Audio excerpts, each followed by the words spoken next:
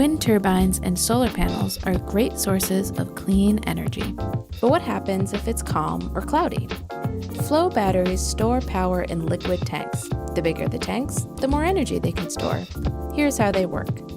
Two solutions, one negative, one positive, are pumped into the battery. The energy source charges the battery, pulling electrons from the positive solution, a process called oxidation, and pushing them into the negative solution, a process called reduction. When the battery turns on, the electron flow reverses, and it generates an electric current.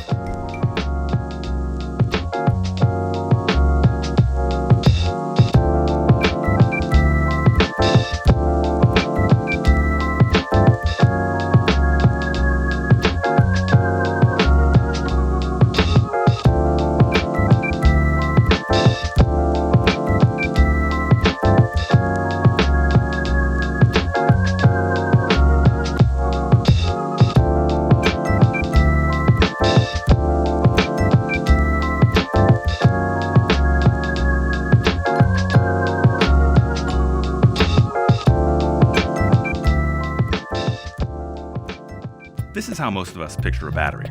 It stores and converts energy in one package. But a battery can also look like this, with energy stored in liquids and held separate from the actual battery cell. This device, called a flow battery, pumps the liquid past the membrane, where a chemical reaction releases the electrons that supply power.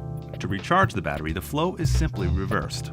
And the beauty of this design is that you can scale up the tanks according to how many hours of electricity you need to store, which means they could allow wind turbines and solar arrays to supply power 24 hours a day. So why aren't we seeing this everywhere? Cost. Those liquids are still pretty pricey.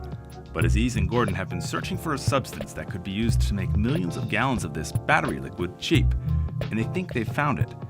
Instead of expensive metals, their battery stores energy in organic molecules.